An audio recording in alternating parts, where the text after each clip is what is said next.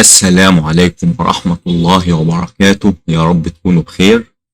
ولسه مع الكوينز جامبت ومع افتتاح جديد ضد الكوينز جامبت، وهو ذا مودرن ديفense، المودرن ديفense أو الدفاع الحديث.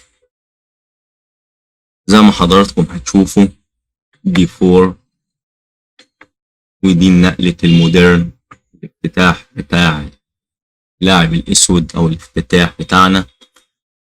G6 C4 بيشوب G7 بينتشر بالفيل بتاعه ماسك الوتر.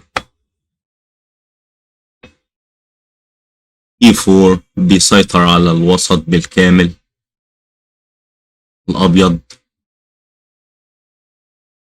D6 طالب إن هو يطلع E5. نايت F3 بيشوب G4 بيربط الفرس، بيقول له ما تتحركش، تاكل وزيرك. بيشوب E2 بيكسر الرابطة. نايت C6 طالب البيدق بعد ما ياكل حصان، بيحمي البيدق. بيشوب E3 E5 بيضرب الوسط. D5 ما بياكلش الأبيض وبيزق على الفرس، طالب سيطرة على المربعات البيضاء، بياكل على طول. بيشوب في F3 وما يقدرش ياكل هنا حصان لأنه هياكل قطعة تانية، فبياكل. بيشوب في F3 نايت D4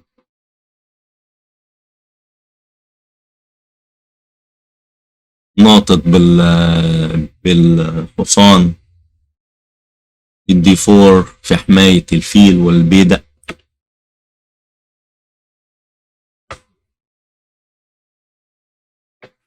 بياكل لأن وضع الحصان في D4 خطير.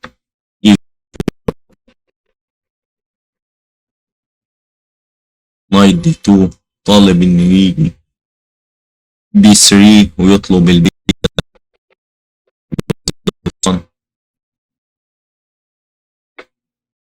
نايت F6 أبيض بيبيت كذلك. نايت B3 البيدق ده قال له لو خدت البيدق أنا هرجعه تاني. روك B1 بيحمي البيدق. كوين F6 بيشوب G4 نايت E5 طالب الفيل. رجع بيشوب E2 نايت D7 رجع تاني بيحمي البيدق بتاعه وبيعلق. الوضع متعادل جدا لكلا الطرفين.